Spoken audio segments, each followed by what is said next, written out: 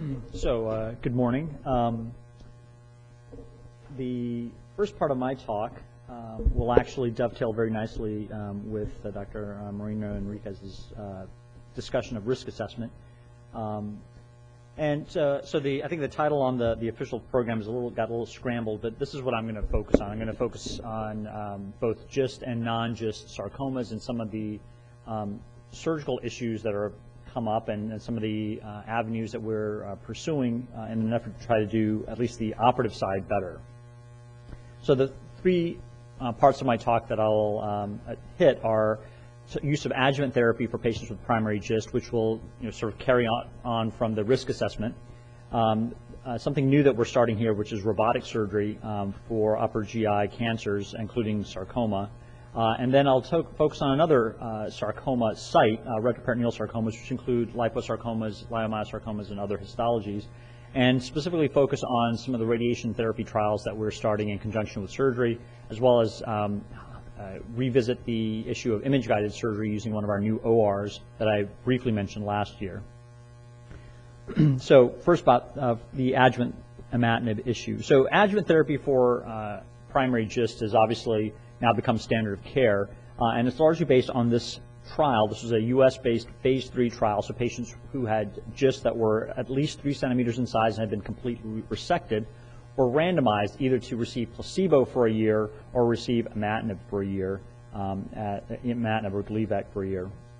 And these data have now been published, and as a result, the FDA has approved Gleevec for use after resection of a primary GIST. And what this study showed, and the reason the study was critical, is that the upper line, the light blue line here on top, is the patients who received 1 year of Gleevec after surgery, and the dark blue line is the line representing the recurrence-free rate of patients who had just received placebo. And what you can see is that there was a significant difference here in the recurrence rate of patients who got imatinib, that at 12 months, 98% of them were still disease-free, whereas only 83% of those that had gotten placebo were disease-free.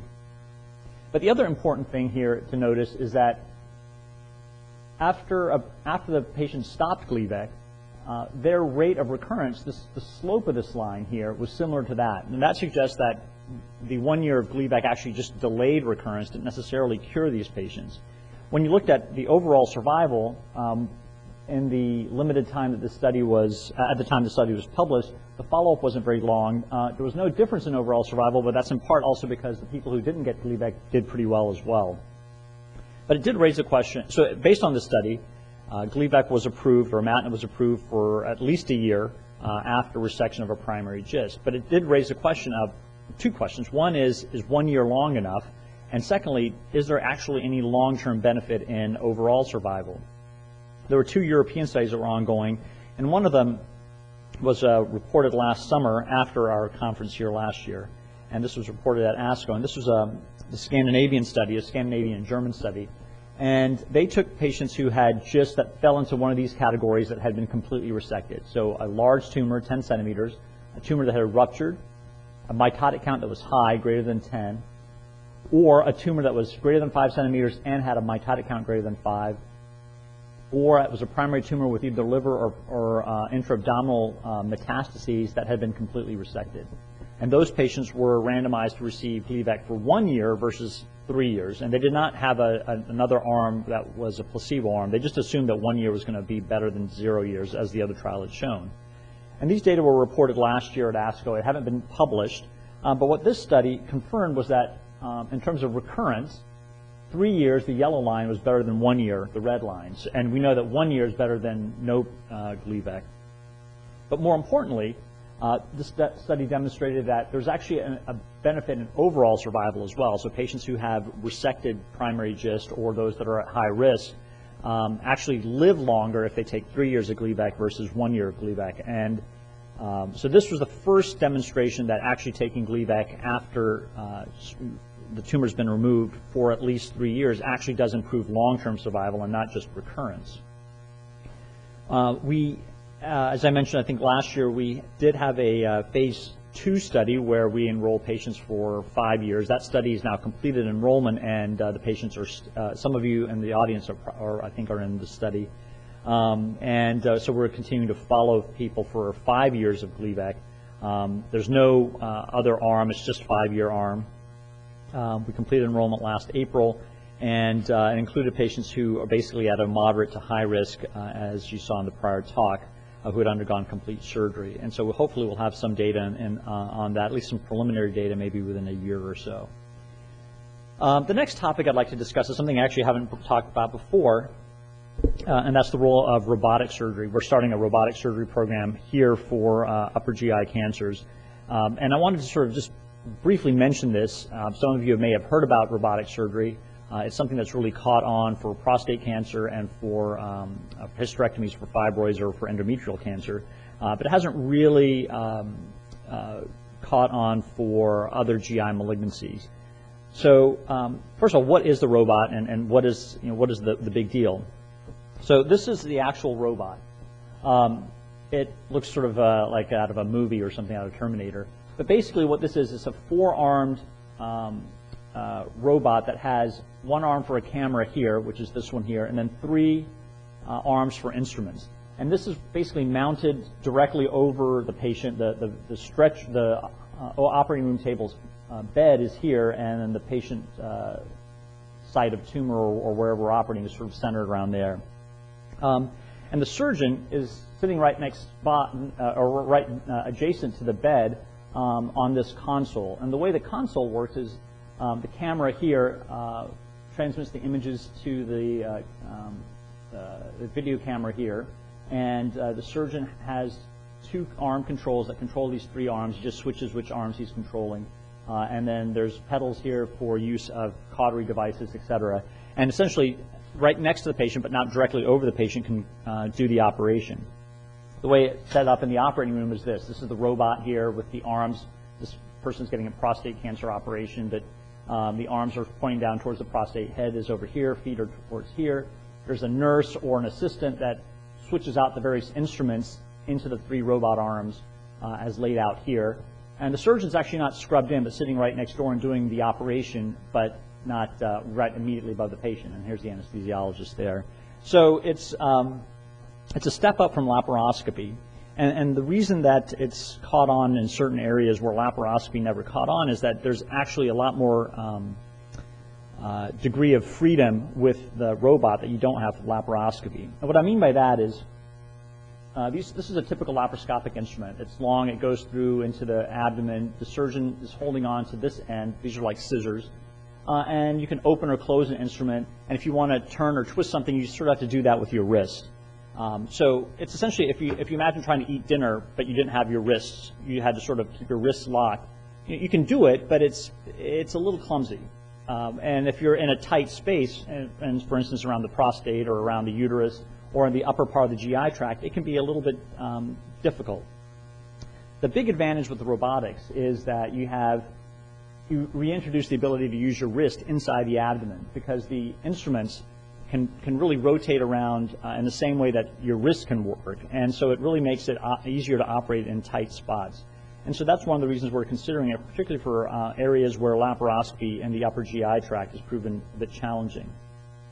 There are some advantages for robotic surgery, and most of those data come from prostate cancer, for fibroids, uterine fibroids. There's really no data at all on sarcoma, and very limited data for gastric cancer. But we're considering using this in particular for gastric GIST, and also potentially for small metastases to the liver. We're starting a program for stomach surgery, liver surgery, and pancreatic surgery. The advantages that have been proven in other cancers are less pain, quicker return to normal diet, better short-term surgical outcomes. That's particularly been proven in prostate cancer, where it preserves impotence, or reduces the rate of impotence. There's less blood loss and shorter hospital stay and a quicker recovery. So basically, at our current status, we're getting the program started. The main limitation is actually there's a lot of surgeons who want to do robotic surgery for a number of different reasons, and a lot of patients who want it. And so we actually probably need another operating room for the robot. But hopefully that will be a program that's underway within the next year or so. The third topic that I wanted to address is retroperitoneal sarcomas. Retroperitoneal sarcoma, this really refers to more of a site of disease rather than a specific histology, and the reason is that there are multiple different types of sarcoma that can show up in the retroperitoneum. These include liposarcomas, which are tumors that are largely fatty in appearance, leiomyosarcomas, as well as others. This is just an example. This actually doesn't project well, unfortunately, but basically this is a patient who has this big fatty mass here that's essentially replacing most of the abdominal space. This is all the bowel, and the left kidney over here pushed way over to the left side. This is the right side of the body. This is the left side of the body. The spine, the aorta is right here. And so you can see these are fairly challenging tumors, and trying to get them out with a negative margin, which we like to do, is challenging because basically the margin here is the entire abdominal wall, all the gut, the spine, and the aorta. So this is not something that we can really get out with a negative margin. So how do we try to improve our ability to clear these tumors and prevent them from coming back? So these tumors in general, the goal is to remove the tumor, to remove it with as wide a margin where possible, but that, as you can see from that example, is difficult. Unlike other sarcomas, recurrence for retroperitoneal sarcomas is very often in that same area, and that's often just because we can't get the margin cleared out. Other sarcomas tend to spread to other sites, the liver or the lung, and that's not usually the first pattern or the first place where these recur. So if we can do if we can get the control better in the retroperitoneum, then we could potentially reduce that risk of recurrence and potentially improve overall survival in patients with retroperitoneal sarcomas. So how can we do that? So the traditional approaches are drugs, chemotherapy. Those have never really been proven to improve long-term outcomes in retroperitoneal sarcomas. But the other two are potentially feasible, radiation therapy and trying to do the operation in a better way. And so I'll focus for the rest of my talk on those two issues. So the three ways that we're looking at trying to improve the standard of care for retroperitoneal sarcomas is to use two different ways of using radiation. One is something that we tend to do pretty commonly, which is give preoperative radiation therapy. But I'll show you why that's not necessarily the standard of care at many other places. To use a specific type of radiation therapy called proton beam to really try to target the areas that are at most risk for recurrence. And then finally using intraoperative imaging to do the operation a little bit better. So the standard of care for retroperitoneal sarcomas is basically to go in and take the tumor out. We have been recommending preoperative radiation therapy.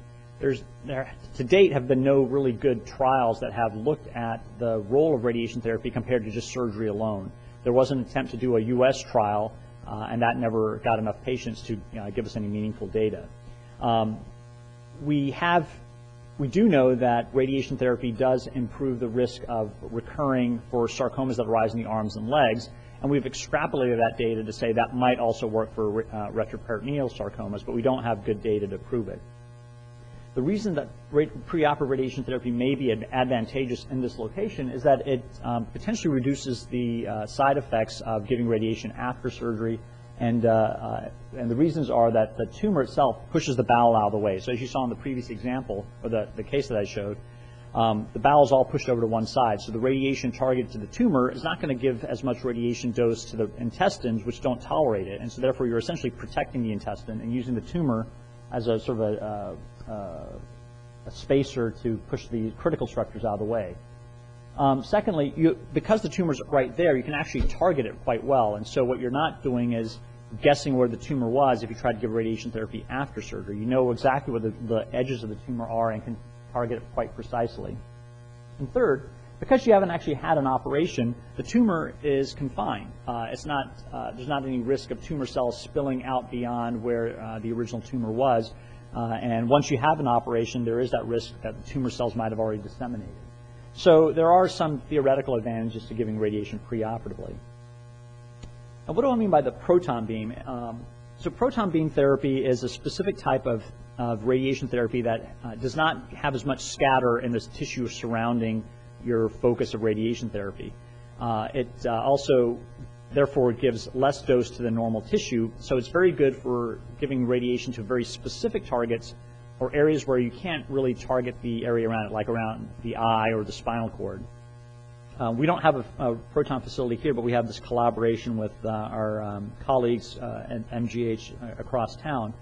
And together we're doing a protocol, which I'll also describe. So these two radiation studies, I'm just going to show you kind of how we might use them. So this is a patient of mine. This is a big retroperitoneal leiomyosarcoma, solid tumor. It's on the right side. This is the right side of the body. This is the left side of the body. This is the spine. These are the muscles on either side of the spine, inside the abdomen. This is the aorta. The vena cava is crushed here. You can't even see it. This is the right colon. The blood supply of the right colon comes way across from here. And that's the appendix right there. And so to take this tumor out, the only way to get any kind of margin would be to take the blood supply of the colon, the mesentery, or the leaf of fatty tissue that carries the blood supply. That would take the anterior part of the tumor's margin. We can't really get much of a margin here on the aorta because you can't, I mean, there's less than 1 millimeter there. It's right on the spine and the vena cava, so you can't get much of a margin there. You can take a little bit of muscle there. You can take some of this fat back here. But you can see there's a lot of areas where the margins are going to be close. So first of all, we can give radiation to the tumor. It's not going to shrink it very much, but what it might do is at least treat some of this peripheral tissue all the way around it to minimize the risk of recurring there. And then if we add in some proton beam, potentially, we could target those areas that we know are going to be very close, the aorta, the spine, and some of this back muscle back here, which we can't necessarily remove. And this is just an example of how, if giving radiation from different angles, you can really target the highest dose in red here to the tumor and less dose around it. But still, some of the normal structures will get a little bit of radiation. So one trial that we have is now in our IRB that we hopefully will open up quite soon is a study that is trying to replicate the study that did not succeed in the United States. This is going to be done through Europe. And we're going to be the only U.S. site. Toronto may also be joining. And so what this study will do is take patients who have retroperitoneal sarcomas and randomize them to either undergoing surgery up front or getting radiation therapy and then having an operation. So everyone gets an operation, and the only variable is whether or not you get radiation therapy beforehand. And what this study is going to try to answer is, does radiation therapy decrease the risk of local recurrence in the retroperitoneum? And secondly, does it improve overall survival? So this study is just getting underway in Europe and will soon be underway here and hopefully in Toronto as well. The study that with proton beam is just a study here in Boston between MGH and our institution. And this will take patients who have either primary or recurrent retroperitoneal sarcomas that are considered resectable, no prior radiation therapy, no evidence of distant disease. The way the proton will work is that this is an example. If you just gave radiation therapy to a tumor here on the spine, the entire heart gets radiated. But if you give proton beam, you can really focus just on the spine in a way that you protect the heart. And so in the same way we would do for retroperitoneal sarcomas, we would focus just on that margin where we think that the failure rates are higher. So you can give a higher dose to those areas, spare the intestines, spare the structures that can't tolerate as high a dose. And that's the high-risk margin that we would really try to target. And so that's a study that we're going to also be rolling out quite soon. That's just being revised and hopefully will be open in the next couple of months. So those are two ways of trying to use radiation therapy to improve outcomes with patients with retroperitoneal sarcomas. A third thing that we are trying to do here at this hospital, which I briefly mentioned last week, is use image-guided surgery. So this is a new OR suite that we have that just opened about a year ago. It's 3 rooms. The center room has an operating room table, ultrasound, various X-ray machines, laparoscopy machine. Then there's a track on which there's an MRI machine that hangs upside down, and that MRI machine can then be brought into this room to do intraoperative MRI. And at the other end is a fixed PET CT scanner. So we have basically X-rays, ultrasound, MRI, and PET CT all in one operating room. This is the actual view of the OR. This is the operating room table looking this way towards the MRI machine that's upside down on a track. And this is the MRI machine coming in over the bed, and the patients are lying here cantilevered out into the MRI machine. So the rationale for trying to use this for retroperitoneal sarcomas, for instance, is that what we want to do is try to avoid those positive margins and reduce the risk of getting those positive margins. Retroperitoneal sarcomas do have a high rate of positive margins just because of their size and the fact that it's hard to get tissue out or hard to even see where your margins are because of the size of the tumor. And we know that that if we take a lot of organs, that increases the risk of complications. So what we want to do is sort of be more smart about what we take out and what our margins are. And so if we can use intraoperative imaging, we might be able to get a wider margin where we can by just saying, okay, look, I'm getting too close to the tumor here. I need to go a little bit deeper. And also try to, because the tumors are so big, they often push normal structures, including blood vessels and nerves, out of the way and to very abnormal locations. So we can use intraoperative imaging to say, okay, now the artery's coming off at a completely aberrant angle, but I know where it is, and I can find it easier and reduce the risk of bleeding. So this is an example of how these retroperitoneal sarcomas really screw up anatomy. This is a 3D reconstruction of a patient of mine who has a big retroperitoneal sarcoma sitting under the liver on the right side. This is the tumor here in a sort of a light blue. This is the liver, this is the aorta in red, the vena cava in blue. This is their left kidney in tan color here in normal location. The right kidney is completely knocked out of position. It's coming off at a completely wrong angle. The blood vessels are coming off the aorta and the vena cava at a wrong angle. And if you try to go in and find the blood vessels where they are back here, you're not going to find them. And there's the blood vessels that are coming straight at me shouldn't be there, but that's where they are, and it'd be very easy to injure them because you can't really even see them. The tumor's encasing them. Just an example, this is a study we did where we've been testing out this OR just to see what its utility, and this is just an example in that same patient. This is a normal patient as a control. The kidneys are normally sitting here, and you can see this one, the kidney's knocked over on its side, tilted, and the blood vessels are coming off at a wrong angle. So if we can use intraoperative imaging, we can try to reduce the risk of injuring this blood vessel, getting better control, losing less blood, and also getting a clearer margin. We can also potentially use this in patients with metastatic GIST. This is a person who has a metastasis and a bunch of scar tissue down in the pelvis.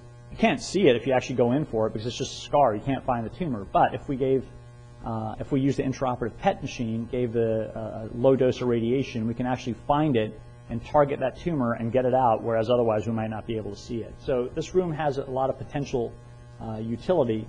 And for extremity sarcomas, we might be able to get better margins. We might be able to find the neurovascular structures a little bit easier, especially with the bulkier tumors. With tumors around the spine, we can actually find out where the individual nerve roots come out of the spine and avoid injury to them, and also in doing so preserve better bladder, bowel, and sexual function. With retroperitoneal sarcomas, get better margins and better define the anatomy, particularly after prior surgery or radiation therapy. And with GIST, find isolated lesions that might light up but might be hard to find, particularly in the prior operative field. So, in summary, summarize sort of the three topics, which are a little bit covering different fields. The optimal for GIST, for primary GIST, we know that 3 years is better than 1 year. 3 years of adjuvant imatinib is better than 1, which is better than better than none. But we don't know if 3 years is enough, and we do know that it improves survival. Robotic surgery, which is something we're going to be getting underway here soon, is we're going to be exploring its utility, including patients with GIST and with metastases to the liver. Radiation therapy, we're pursuing a couple of trials looking at different aspects of radiation therapy that might improve outcomes with retroperitoneal sarcomas. And also we're trying to use image-guided surgery for both retroperitoneal and other sarcomas to try to do our operations a little bit better. Thank you.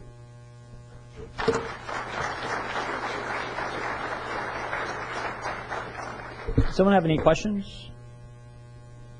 Yes. Yes.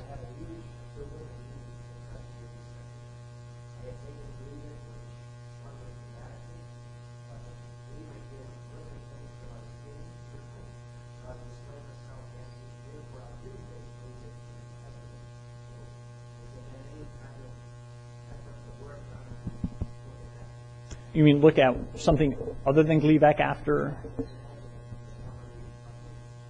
Right. So I know there was there were some plans in Europe to start a trial with nilotinib in the adjuvant setting. I don't know, what the status of that is at this time, but right, and the second line therapy for metastatic GIST, Sutent, hasn't really been explored in the adjuvant setting in someone like you. So the quick answer is we don't have any data on anything other than Gleevec. But and that's because in general, the majority of people can tolerate, but obviously there's some people who cannot, and we just don't have enough data to really guide what we would do in that setting. And we don't even know if sunitinib or Sutent would have that same benefit in reducing the recurrence risk that Gleevec does in the setting of primary GIST. Yes, sir.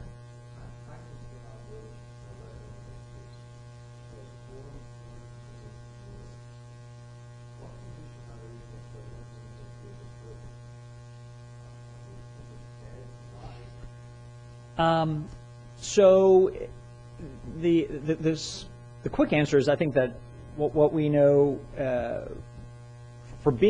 because you're on Gleevec for a long time, it's likely that the majority of the tumor is hyalinized, which is largely replaced by fibrotic tissue essentially. But we do have some individuals who have been on for a very long time, years and years and years, who then do get a focus of resistance within the tumor that can start to grow. So that part of the tumor then can look quite viable because it's now developed resistance, while the surrounding tumor around it could be still very show treatment effect.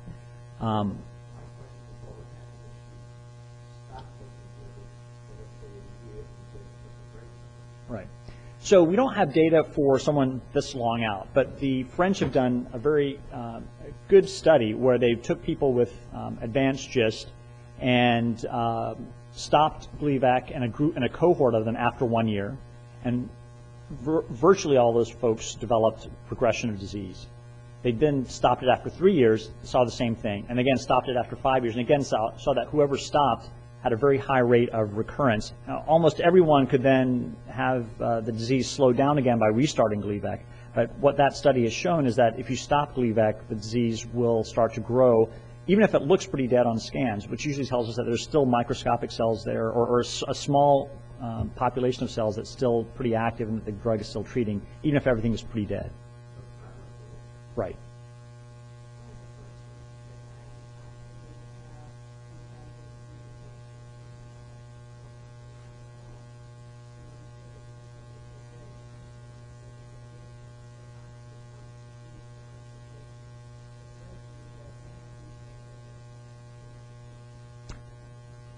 Yeah.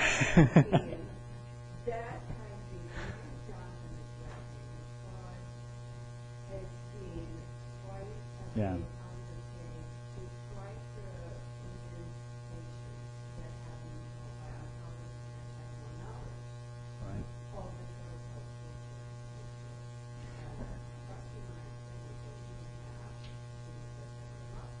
Right.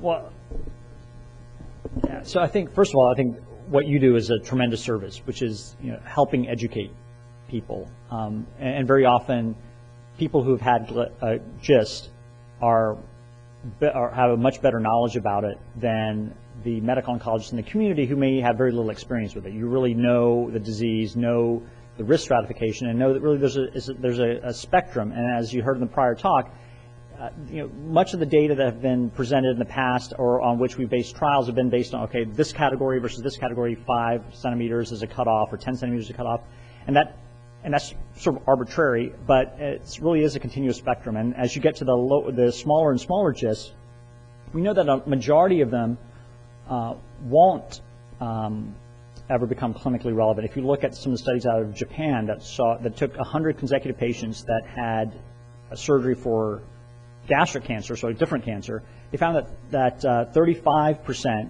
had GIST that were under 5 millimeters in size. So 35% of all individuals are not going to have GIST as a clinical problem. And I think maybe Jonathan can comment on this a little bit further. Trying to figure out which of those individuals really has a clinically relevant GIST is still a clinical challenge. But I think that we're really loath to say something is a benign GIST. We might call it, we instead will refer to the risk stratification, that this is a very low risk GIST. But I think we all shy away from the word benign because it then gives the sense that you don't necessarily need follow-up. And we still don't know that information as well, for particularly the small ones.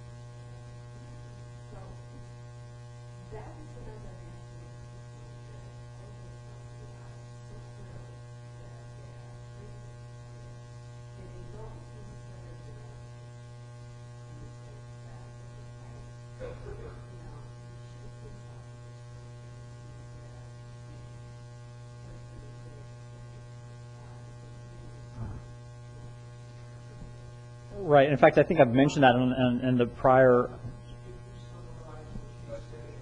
Sure. Sure. So basically, what to do in the setting of metastatic GIST, you go on Gleevec, you have a nice response.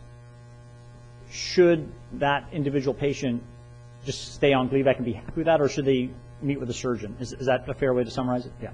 So that's, in fact, I've addressed that, I think, in the prior years of this session. We've tried to do clinical trials with that, where we take patients who have had a nice response and we offer them surgery, and we see what happens to those who get surgery versus those who don't. But doing a randomized trial here in Europe and in China has failed. So what we're now talking to the NIH about is doing basically what's called a registration study, where, and there's some institutions who see a lot of GIST patients who have a bias different than us. We tend to try to do an operation, whereas others would recommend no surgery, and basically follow prospectively how these individuals are doing. We're using the same criteria that we would use for a trial. So we're preparing to submit a revised proposal to the NIH, and they're actually quite interested in doing the study. They've done this for ovarian cancer as well. So I think there is precedent for doing this kind of analysis, since we can't do it as a randomized trial like we had hoped. So hopefully next year I will have some update on that. I didn't include it this time because it's still sort of in flux, but hopefully next year I'll have some more information on that. But that's, I think it's important for the individual patient to at least meet with the surgeon, because there might be reasons that surgery is not a good option anyway. But if surgery is an option, the only way they're going to know is potentially to meet with the surgeon. All right. Thank you. Tanya, to your metastatic or malignant versus benign GIST question, there's an unfortunate term in the literature that I think I haven't seen here. Unfortunately, it's falling out of favor, but you'll still see these on old pathology reports. Gastrointestinal stromal tumor of uncertain malignant potential. And I've literally had shouting matches with patients. I'm like, okay, I understand that, doctor. It may or may not come back, but do I have cancer? And I think that that's really kind of the most important thing to us. Is this something that's going to come back, or is it not going to? And as Chan said, we've gotten, and the first doctor also, we've gotten much better at stratifying these things. And I actually took a line out of my slide saying that there's no such thing as a benign GIST. But I think that kind of explaining, I think people get very locked into these terms of benign or malignant, but it's not as clear cut.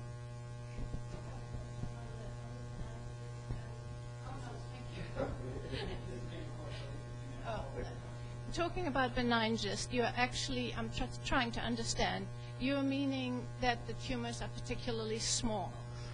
The small, low-grade tumors have a very, very low chance of coming back. I don't think I've ever seen one smaller than 2 centimeters, or certainly 1, but it's been reported. You actually biopsy them, You- that being a low grade, because Usually you have to usually take out the grows whole very- thing to get a full assessment of it. Okay. I was just wondering, because GIST usually grows extremely fast. And that's why I was trying to understand between the benign and the no surgery, and when are you coming back for your next checkup. So that I was trying. So what's challenging is what happens to those 1 centimeter GIST? How do they grow quickly? Do some of them grow quickly? And the only way to really do that is to follow those, because there's often too small to be seen on the CAT scan, is to do serial endoscopy. We have limited data on that, and we do know that a lot of the folks who have those sub 2 centimeter GISTs, those don't tend to grow very quickly. Now, very often they're picked up because of some other reason. They've had maybe a GI bleed it might be from an ulcer, but they found this little GIST, or they had reflux and they got an endoscopy and they found a small GIST. And unless those people get serially surveyed every 6 to 12 months, it's hard to really map the growth rate.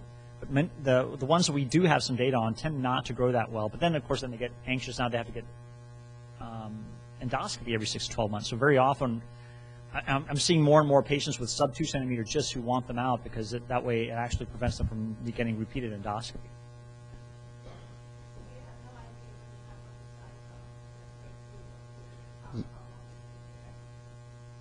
We could maybe hazard a guess based on the mitotic count, but I think it's more challenging for the really small ones, because those could have been there for decades.